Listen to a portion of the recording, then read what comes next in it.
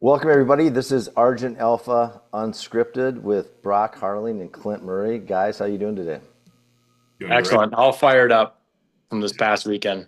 Yeah, that's a great segue. We just decided on our topic, and we're going to talk about what happened this past weekend. So, September 12th to the 14th, 2025, we had the fifth Argent Alpha live event. It was called Forged in the North, held in Minneapolis, Minnesota.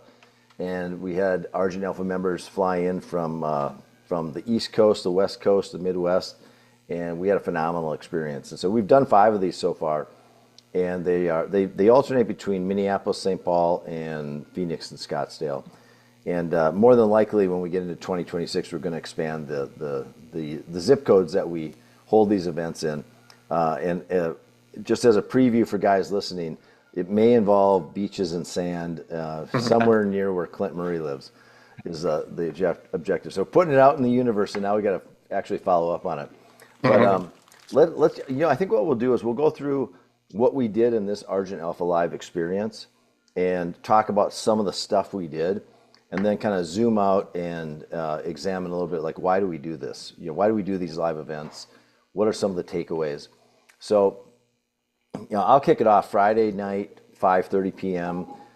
We gathered at Twin Town Fitness, a gym that Brock owns in Minneapolis, and it was just really more of a kickoff, socialize, guys connecting. Some guys, some of us had never met them in real life. It had only been through Zoom meetings. Some of the guys had been to multiple live events, and so they got to rekindle relationships that they'd been forming in the past.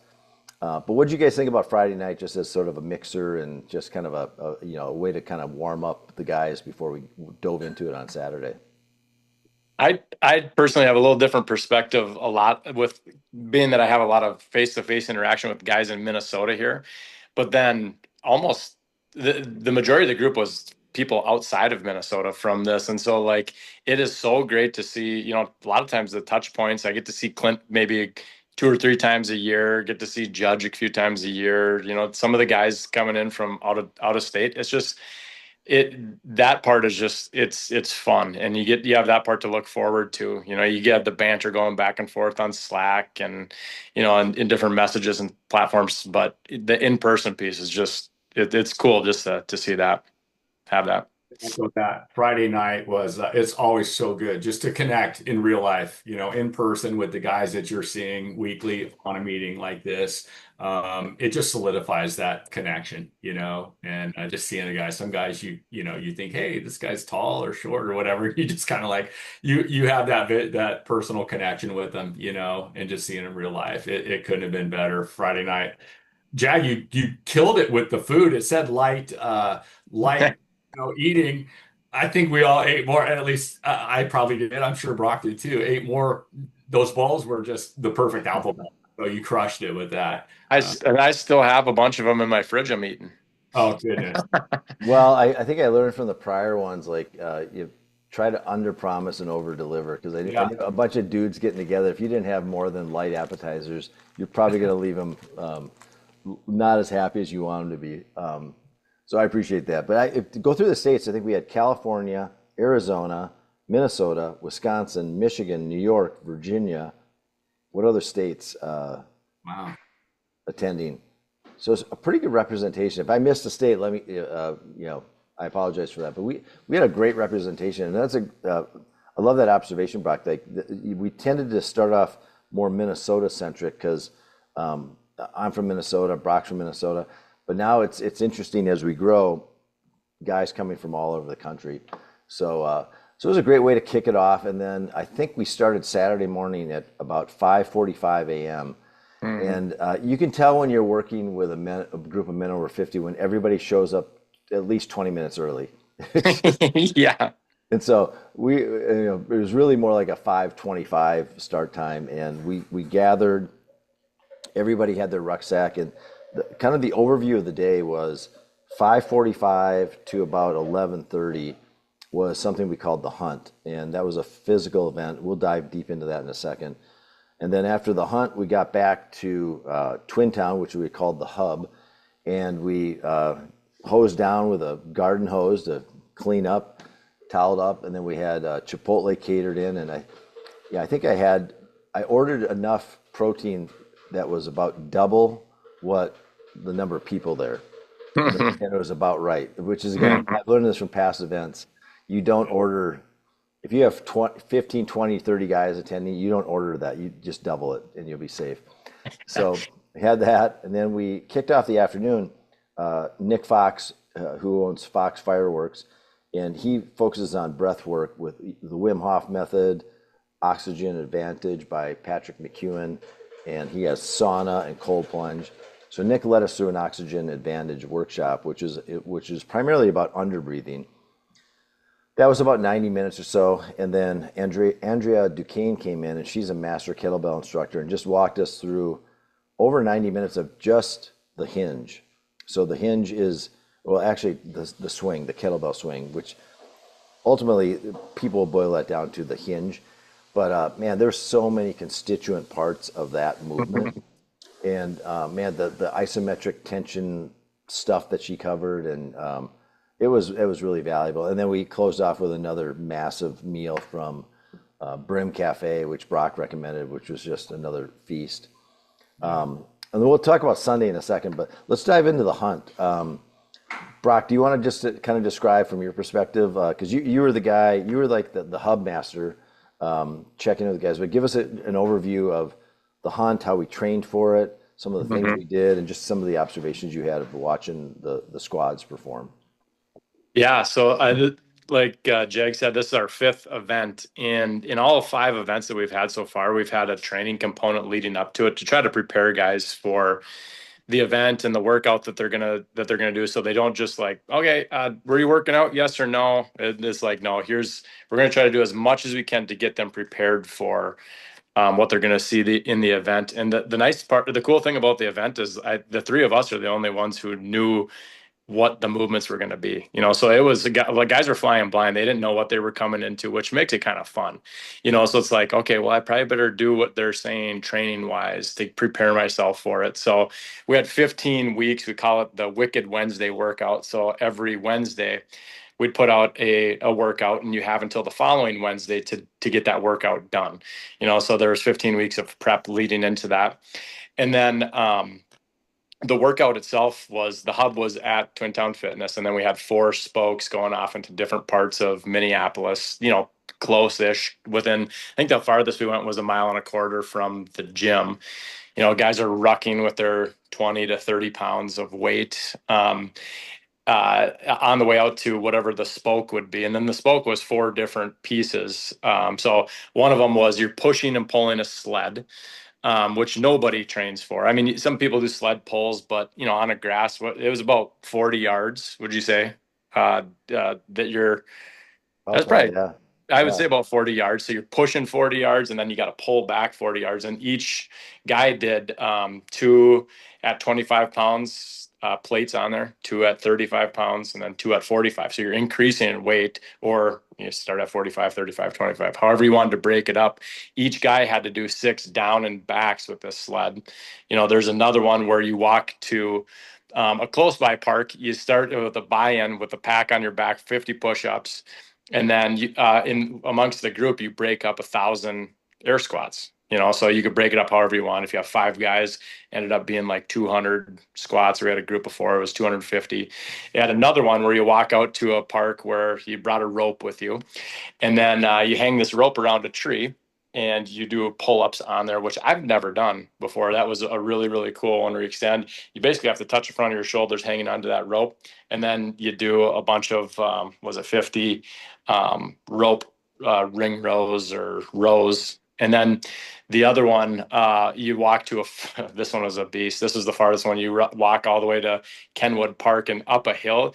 Each guy to do 10 bear walks up, and then you reverse it coming back down. So, I mean, you think bear walking is hard on just like your normal gym floor or wherever you're doing it, going up a hill 10 times after you've already been rucking.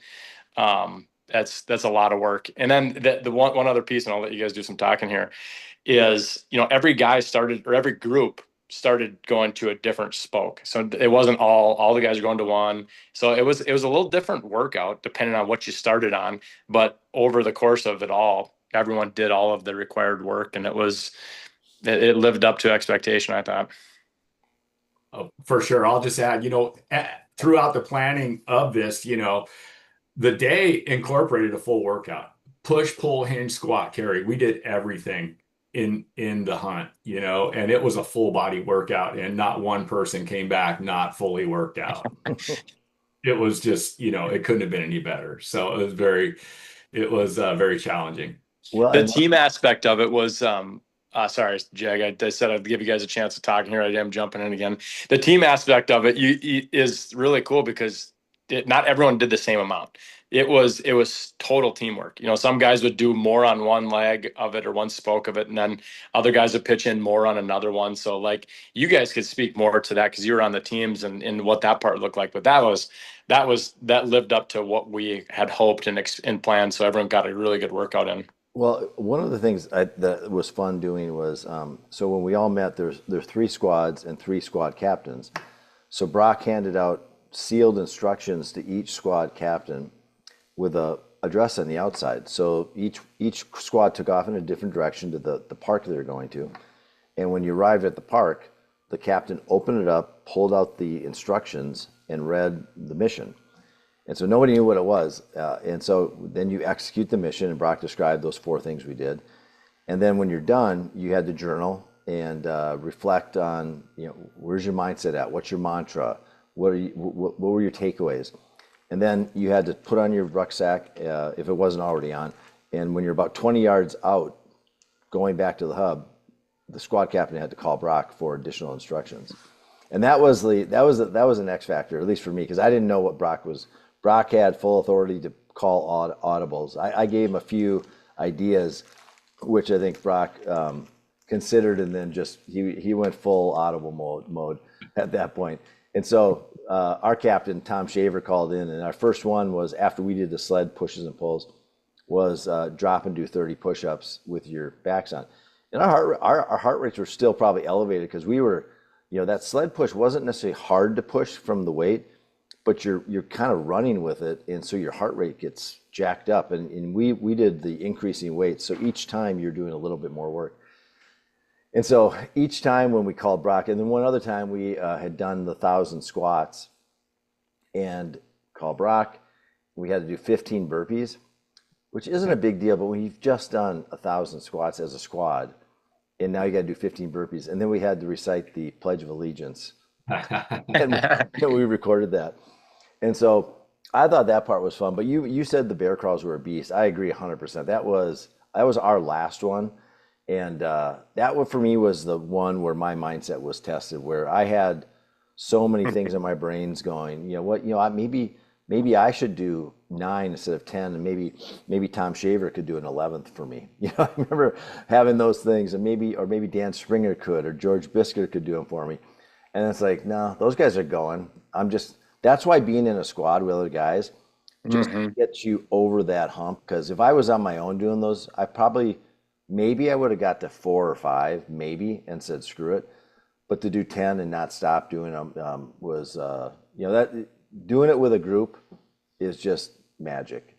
And Clint, I know you guys did more work than probably everybody. I think your squad finished first. You guys just went out and crushed it on Saturday. Well, I was getting back to the squad part. One thing about it is every person in each squad had their strength and their weakness. And it's so great to have the other guys there to hold you up. I had my weaknesses and everybody had theirs. And so it equalizes everything, But we did go out with some energy. We had an energetic squad. You gave us Nolan as well.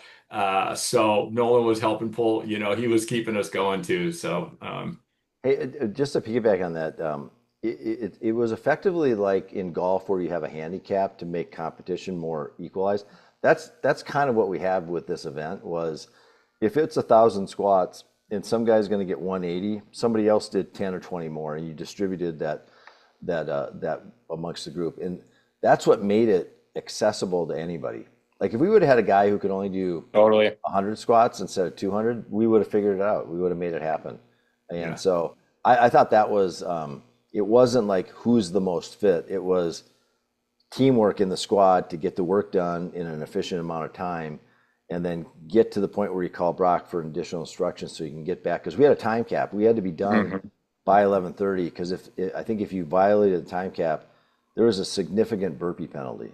There was. Yeah, and You know, so the part with the phone call coming back in, Clint, Delta Squad here, calling back, fresh as can be. And I like for there, I wish I could have pressed pause I and wanted just like to taunt you a little bit. Like, and just like you got? pulled the audience or like phoned a friend.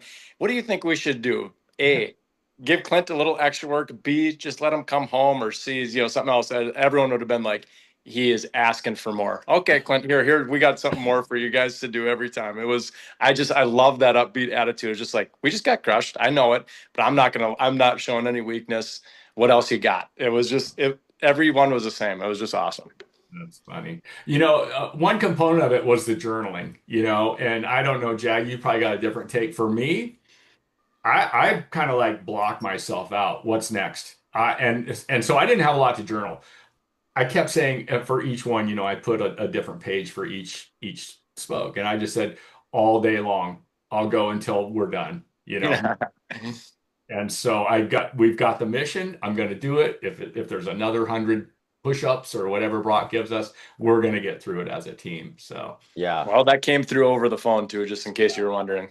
one thing about the team's aspect too is everybody is pitching in. Like everybody is you actually have to fight to do yours because your team, our teammates want for us. Hey, let me get that. No, I got it for a little longer. He had us holding the kettlebell just as an extra thing. Don't let the kettlebell touch the ground, So everybody was kind of grabbing the kettlebell and we were all making sure that, hey, my team is taken care of. We were, stepping up. So Now that you're safe, Clint, did it ever touch the ground? no, of course not. Okay, just wondering. I forgot to ask you guys. No. yeah, because even if you said yes, Clint, the penalty would come sometime down the road. Yeah. Oh, yeah. He's going to memorize that, right? Oh, good to know. Yeah, good to know. Hey, one thing to note, just so everybody listening is clear. So these envelopes were sealed. Nobody knew what was in them. We trained about 12 weeks prior to the event. And so some people might say, like in a marathon, there's no surprises. It's 26.2 miles or whatever a marathon is. And if it's in Duluth or New York or Boston or wherever it is, it.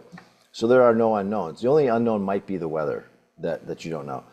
And so some people might say like, well, how can you train for an event where they don't know what they're going to do? It's like, well, this is called general preparedness. And so the whole idea is life isn't scripted. I have no idea how the rest of my day is going to go or week or month.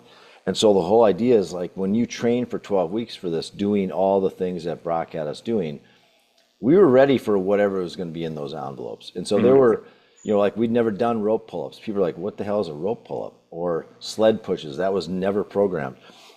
We'd never done uphill bear crawls for in an endurance I think it took us at least 45 minutes to get those things done. So, but we had done the training, so it all translated. And I think that's the mark. It's one of the things we try to do in our training as Argent Alpha Athlete A3 is how do you become harder to kill? Well, it's functional fitness. It's becoming strong, stable, working on zone 2 cardio, zone 5 cardio, and working on your mobility. And I have to say, all the guys who came, they obviously did the training. Totally. Showed up. We didn't have anybody coming back on a stretcher or over an arm or shoulder. I think it was just really cool to see guys. It would have been very obvious if you hadn't done the training. Totally. Just to give you just a quick snapshot, I had 3 or 4 basic categories for training. One of them was like, hey, this workout's going to be 20 minutes or less. I want to try to get guys' heart rates up.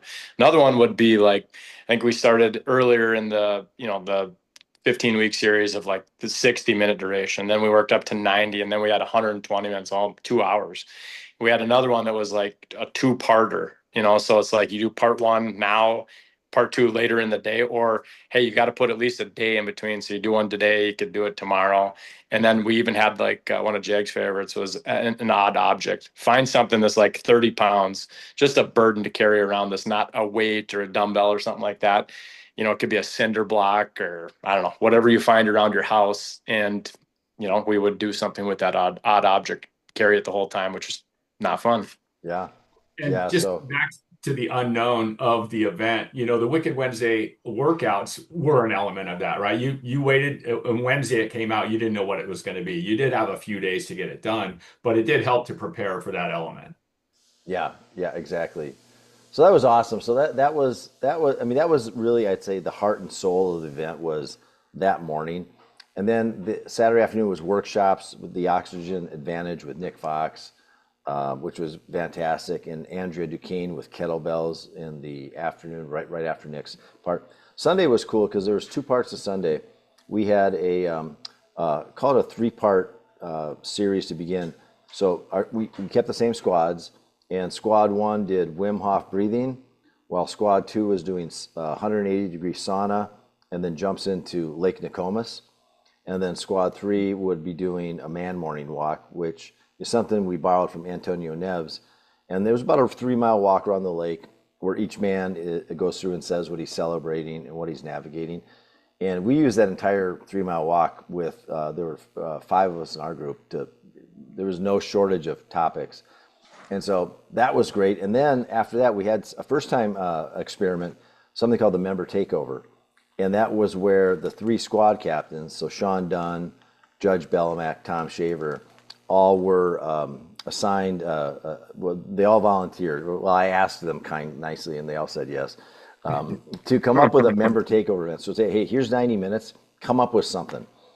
And so they broke this down, and it was great. It was one of the highlights of the weekend. 3 30-minute sections. Segment 1 was a panel discussion. So Brock interviewed these guys, asked them a bunch of questions about their experience, limiting beliefs, and just really went deep in a few areas. The second section was a little exercise that Sean did that was, it's kind of hard to describe, but it was a nonverbal teamwork exercise that really showed you that in life we are all guides, and we all need guides in our life. And then the last part was a future self exercise where every guy in our group wrote a letter dated a year from now, and basically reflecting back on what you just accomplished over the last year. They sealed them, put their addresses on them, we collected them, and we'll either give them back to them at the next live event, or the 2 live events from now, 1 year from now, or we'll mail them to them, which is a great exercise. Anybody can do, listen to this podcast right now, is write yourself a future self letter, drop it in the mail, get it, set it aside, open it up a year from now. And you'll be surprised how much of a self-fulfilling prophecy that exercise can be. And then the event ended, and then we had an optional session. Judge led a fellowship part, and I think everybody stuck around who didn't have to catch a plane, which was great. And I think that was the event. We're almost out of time on this podcast, but anything else you guys would add to like that Sunday section? Any sort of highlights or things that Just stood a out? highlight. Sunday couldn't have been any more perfect for the event. We got the Wim Hof breathing. My personal favorite was the sauna and the cold plunge. I could have done that all day. It felt great. The walk was good to warm up and get loosened up again. The member takeover, perfect. And we talked about this a little bit earlier, but just the value of that, hearing the legends, and the OG was just perfect. And kudos to Brock for being a great interviewer. But the value that came out of that can't be explained. It was really good to hear. So If you think about Saturday, it's super physically, mentally, emotionally exhausting.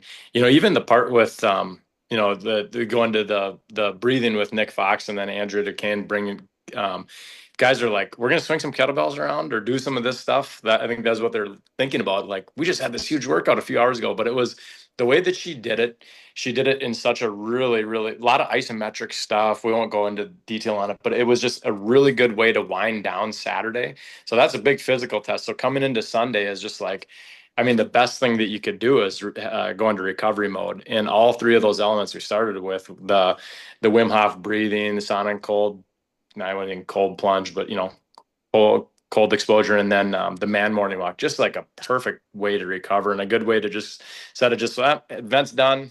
This really tied a bow on it nicely. I loved it. Yeah, yeah, it worked out well.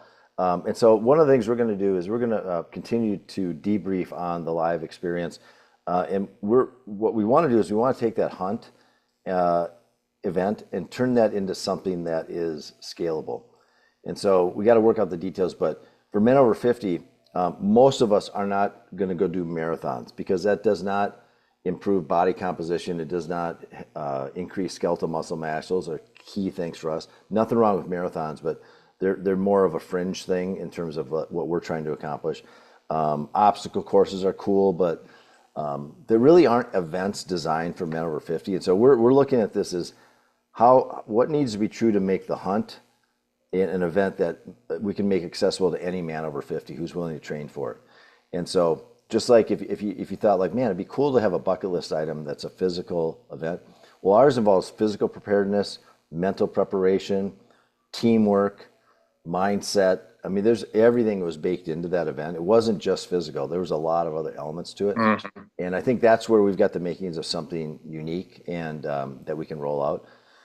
So we'll, as a follow-up, our videographer, Max Jagosinski, no relation, is going to be doing a video recap here pretty soon. We'll have that out, publish that. It'll give you guys a little bit more of a visual of what went on. Be a good accompaniment to this podcast. And the live events, man, they are the connective tissue in the community. And I think in 2026, I can't commit to this now, but I'd like to go to 3 per year, like 1 every 4 months. And so that'll be a function of growth and members and interest.